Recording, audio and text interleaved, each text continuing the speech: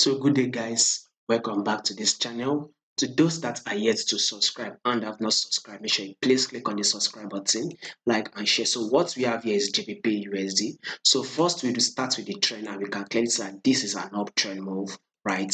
And we all know that there is a major news that will be released on GBP. That is on Thursday, so 2nd of February. Watch out for that news. That news itself, I think it's an interest rate, bank rate, right?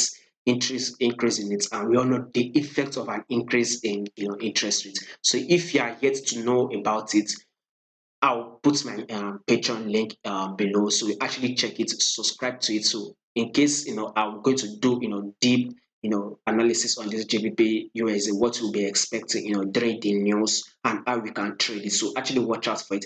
And I've also put some trade that that we talked about of expect what we'll be expecting, and we actually got to that trade. So if you're interested, actually subscribe. It is just about $20.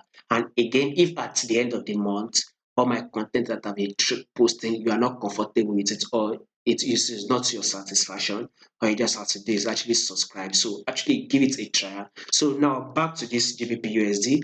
All we just have to do for tomorrow is that we will be expecting kind of like a ranging market move. So basically we should be ranging with it.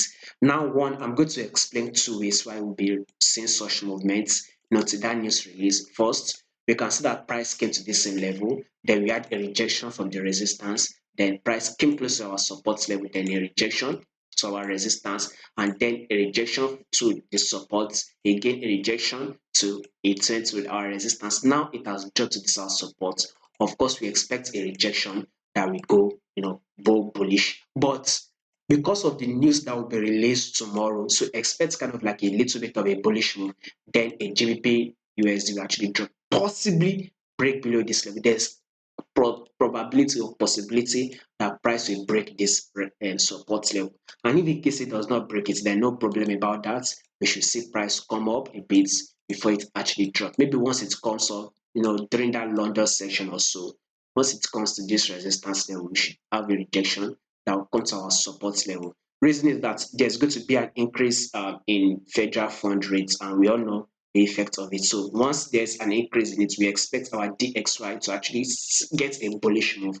So GBP to USD should actually drop. So we should watch out for a bearish move. Now for analysis on Thursday, what we'll be expecting on GBP and how we should actually take that trade. I'm going to do analysis on it. So it will be on my Patreon channel. So actually check the link below.